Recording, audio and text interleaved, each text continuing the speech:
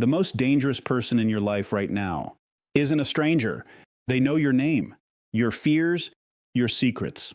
And that's exactly what makes them deadly. Here's what high-level behavioral intelligence has proven. Evil doesn't hide behind a mask. It hides behind familiarity, behind trust, behind the people you'd never suspect. But here's what they don't know. The human brain cannot lie forever. Every hidden intention eventually bleeds into behavior. And behavior can be read. What you're about to see are 7 hardwired psychological signatures that no evil person, no matter how smart, no matter how charming, can permanently conceal. After this, you'll never be fooled again. Think about the last time you did something wrong, even something small. You felt it, didn't you? That weight in your chest. That uncomfortable pull somewhere deep inside you that wouldn't let you rest until you made it right. That feeling has a name. It's called a conscience. And for most of us, it works automatically, like breathing. We don't choose to feel guilty. We just do. Now imagine someone who doesn't have that, not someone who suppresses it, not someone who fights it, someone who genuinely, completely does not feel it at all. No weight, no pull, no sleepless nights, nothing. They hurt you, they walk away, and by the time they reach the door, they've already forgotten it happened. That is not a personality quirk. That is not them being tough or emotionally strong. That is one of the most dangerous psychological warning signs a human being can display. Here's what most people don't understand about remorselessness. It doesn't start big. It never does. It starts with the small things. A lie they never corrected. An apology they never gave. A moment where they hurt someone and noticed they felt fine. And that moment, that one quiet moment where guilt should have shown up and didn't, that becomes a turning point. Because the human brain is adaptive. Every time guilt is supposed to fire and doesn't, that pathway gets weaker. And over time, what started as a small crack in someone's conscience slowly becomes a wall. Thick, solid, unmovable. By the time you're dealing with someone whose heart has fully hardened, you're not dealing with someone who is choosing not to apologize. You're dealing with someone who has lost the ability to understand why an apology would even be necessary. And this is where it gets dangerous for you. Because when you confront them, and at some point you will, they don't crumble. They don't soften. They flip it. Suddenly, you're the problem. Your feelings are the problem. The fact that you're even bringing it up becomes evidence of your sensitivity, your weakness, your inability to move on. They will look you directly in the eyes and make you feel like the person who caused the damage is you. And the terrifying part is how convincing they are. Because they're not performing innocence, they actually believe it. That's what separates a person with genuine remorselessness from someone who's simply defensive. A defensive person knows they did wrong and protects themselves from that truth. A remorseless person has no truth to protect themselves from. In their mind, the story is already rewritten. Clean, simple, and you're the villain in it. Watch for this pattern carefully, not just in moments of obvious conflict, but in the quiet, ordinary moments of life. How do they talk about people they've hurt in the past? Is there any acknowledgement of pain caused, or is every story somehow always someone else's fault? Do they ever, even once, say the words, "I was wrong," without immediately following it with a "but"? Do they sit with discomfort, or do they redirect, deflect, and disappear the moment accountability enters the room? Remorse is not weakness. Remorse is the signal that someone's humanity is still functioning. It is proof that they can feel the weight of their impact on another human life. And when that signal goes permanently silent in a person, when no wrong they commit ever reaches them, never disturbs them, never costs them even one moment of genuine reflection, you are no longer dealing with someone who simply made mistakes. You are dealing with someone for whom your pain will never be real enough to matter. There is a word in the German language that has no direct English translation. Schadenfreude. It means the pleasure a person feels from another person's pain or misfortune.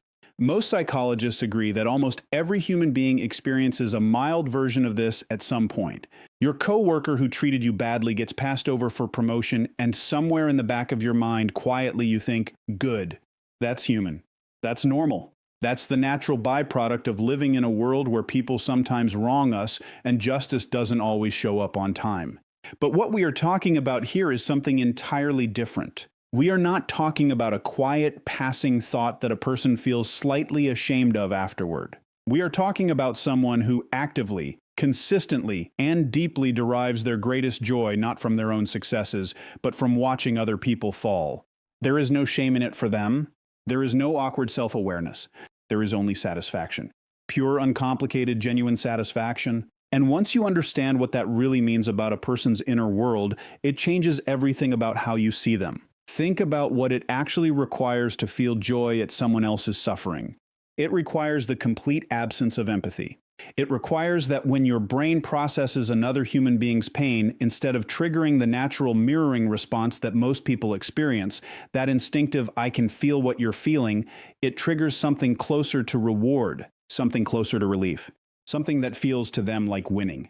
And the most disturbing part of this is that they are often not even aware of how abnormal it is, because from inside their experience, it simply feels like happiness. You will notice this pattern in very specific ways if you pay attention. When something goes wrong for someone around them, a colleague loses a client, a friend goes through a breakup, a family member faces financial trouble, watch their face before they compose it. That fraction of a second before social conditioning kicks in and tells them to look concerned. In that tiny unguarded window, you will sometimes catch it. A flicker of something that looks almost like relief, almost like excitement. Gone in an instant, replaced quickly by performed sympathy, but it was there. And once you see it, you cannot unsee it. They are also the ones who, when someone is already down, cannot resist pushing just a little harder. Not always in obvious ways. Sometimes it's a comment disguised as concern. Sometimes it's a question that sounds caring but is designed to reopen a wound. Sometimes it's simply the way they linger on the details of someone else's tragedy a little longer than necessary, asking just one more question, leaning in just slightly too much. They feed on it. And the feeding is subtle enough that most people around them never recognize what they're actually witnessing.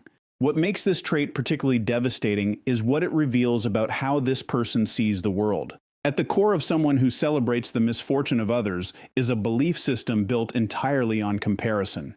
They do not measure their own worth by how far they've come or how much they've built. They measure it exclusively by how much further ahead they are than the people around them. Which means the only reliable way for them to feel better about themselves is not to rise. It is to watch others fall. Their happiness is not self-generated. It is extracted, borrowed directly from the suffering of people who trusted them enough to be vulnerable in front of them. And that borrowed happiness always needs to be renewed. There is a specific kind of exhaustion that comes from being around a controlling person. It is not the exhaustion of physical labor. It is not even the exhaustion of emotional stress in the traditional sense. It is something quieter and far more disorienting than that. It is the exhaustion of constantly second-guessing yourself, of replaying conversations in your head and wondering where you went wrong, of feeling somehow, in ways you cannot quite articulate, that you are always slightly off balance around this person, always slightly behind, always slightly wrong. And the most unsettling part is that you cannot always point to exactly what they did to make you feel that way. That is not an accident. That is the design. A person with an evil heart does not want to control your actions alone. Anyone can control actions through force or fear. What this kind of person wants, what they are actually engineered toward, is something far more invasive than that. They want to control the way you think about yourself, the way you interpret your own emotions, the way you process reality. Because if they can get inside that space and that private internal space where you decide what is true and what is not, then they do not need to force you to do anything. You will do it yourself, willingly and often gratefully. This is why their manipulation is so difficult to detect in the early stages, because it does not feel like manipulation. It feels like attention. It feels like someone who is deeply invested in you, someone who notices things about you that others miss, someone who seems to understand you on a level that feels rare and almost precious. And that feeling is intoxicating, especially for people who have spent long periods of their lives feeling unseen or misunderstood. The controlling person finds those people with an almost frightening accuracy, because vulnerability to them is not something to be protected. It is something to be used. Watch how they operate in the early stages of any relationship, personal or professional. They are generous, almost unusually so. Their generosity, their kindness, their apparent selflessness creates something in you that feels like debt. Not financial debt, emotional debt. The quiet, unspoken sense that this person has given so much of themselves to you that you owe them something in return. And that debt, that invisible, never discussed debt, becomes the first chain. You don't see it as a chain yet. It still feels like warmth. But the moment you do something that threatens their sense of control, that warmth disappears with a speed that is genuinely shocking. And suddenly you find yourself working to get it back, changing your behavior, softening your position, apologizing for things you are not even sure you did wrong. And just like that, without ever being forced, you are exactly where they wanted you. The obsession with control in these individuals is not simply about power for its own sake. At its root, it comes from a place of profound internal instability. A person who needs to control everything around them is a person who fundamentally does not trust the world to give them what they need unless they force it to. They believe, at some deep and largely unconscious level, that the moment they release control, the moment they allow things to unfold naturally, the moment they allow other people to make their own choices freely, everything will collapse. They will be exposed. They will be abandoned. They will lose. So they grip tighter, and tighter, and tighter still. And the people caught inside that grip slowly, quietly begin to disappear, not all at once, but piece by piece, choice by choice, until one day they look in the mirror and struggle to recognize the person looking back at them. There is something deeply unsettling about watching a person walk away from damage they caused without so much as a backward glance. Not because they didn't see it, not because they didn't understand what happened, but because somewhere in the architecture of how they process the world, the connection between their actions and the consequences of those actions simply does not exist. It has been severed, cleanly, completely. And in its place is something that looks from the outside like breathtaking audacity, but from the inside for them feels like nothing more than common sense. They did what they did. The results are what they are, and none of it in their mind has anything to do with them. This is what true absence of responsibility looks like in a person with an evil heart. And it is far more complex and far more dangerous than simple stubbornness or pride. Stubborn people know they are wrong and refuse to admit it. That is a character flaw, but it is a human one. What we are talking about here is something that operates at a completely different level. This person does not refuse to accept responsibility because they are protecting their ego. They refuse because in the reality they have constructed, the reality they actually live inside every single day, they are genuinely not responsible. The story has already been rewritten before it even finished happening. And in every version of every story they tell, the ending is always the same. They are never the cause. They are always the victim of circumstance, of other people's failures, of bad timing, of a world that consistently and unfairly refuses to recognize how little fault they carry. And they will tell you this story with complete conviction. That is the part that catches most people off guard. Because when someone lies defensively, you can usually feel it. There is a subtle tension in them, a slight over-explanation, a quality of performance that your instincts pick up on even when your conscious mind cannot name it. But when someone tells you a story they genuinely believe, even when that story has been unconsciously constructed to erase their own culpability, there is no tension. There is no performance. There is only calm, absolute, unshakable certainty. And that certainty is disarming in a way that deliberate lying rarely is. Watch how they handle even the smallest moments of potential blame in everyday life. A project fails, someone else didn't do their part. A relationship deteriorates. The other person was too sensitive, too needy, too difficult. A promise gets broken. Circumstances changed. They were put in an impossible position. Anyone would have done the same. There is always an explanation, always a context that reframes their behavior as reasonable, even inevitable. And the explanation always arrives instantly, fully formed, with a fluency that suggests it was never constructed at all, as though it is simply the obvious truth that any reasonable person would immediately recognize. What this does to the people around them is deeply corrosive. Because human relationships, all of them, personal and professional, are built on a foundation of mutual accountability. The unspoken agreement that when I hurt you, I will own it. When I fail you, I will acknowledge it. When my actions create damage in your life, I will at minimum recognize that damage as real. That agreement is so fundamental to how trust is built between people that most of us have never even had to think about it consciously. We simply assume it exists. We assume that the people in our lives are operating from the same basic framework of accountability that we are. And then we meet someone who isn't. And everything we thought we understood about how relationships work stops making sense. There is a particular kind of person that almost everyone has encountered at least once in their life. The kind of person who walks into a room and immediately, almost imperceptibly, begins reorganizing it around themselves. Not physically, psychologically. The air shifts slightly. Conversations redirect.